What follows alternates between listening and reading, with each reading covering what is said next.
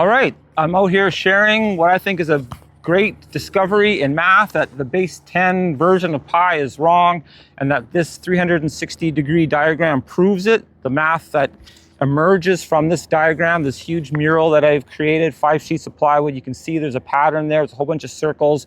We're dividing the diameter into the circumference. That's the formula for pi. There's a base 12 version of pi that emerges from this geometric pattern that is different from base 10. It has patterns within it. It's the right number, I believe. And so what I'm doing is promoting this idea in my book called Understanding Base 12 Math, How to Draw the Perfect Circle Using Dozanal Geometry. And obviously this is a very controversial idea that something is wrong with the base 10 version of pi.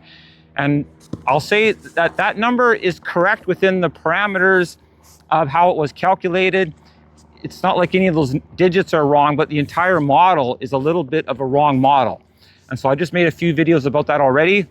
And now what I want to do is get into the internal structure of this diagram so you can really understand how it's built, and that it's actually a very simple diagram. It might look complex, but it's not really. Once you understand that inner circle, that first little bit where those black dots are, the inside seed of the geometry that gives rise to all the rest of all these lines, what that geometric pattern does behind me is enables us to plot 360 points on the circumference of the circle. That's a lot of points, obviously.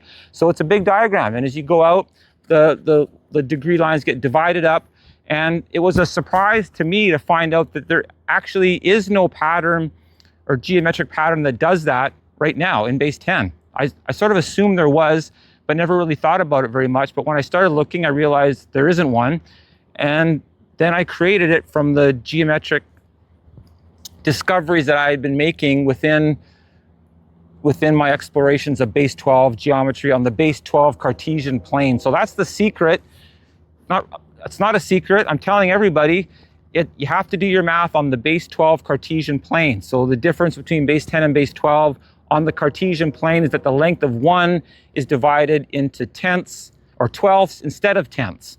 So it's more finely divided length. The length of 1 is the same. So as far as that goes, the length of 1 is the same, whatever base you're in. But when you divide it up, those sizes are smaller or larger depending on your base. So 1/12 is a shorter length than 1/10.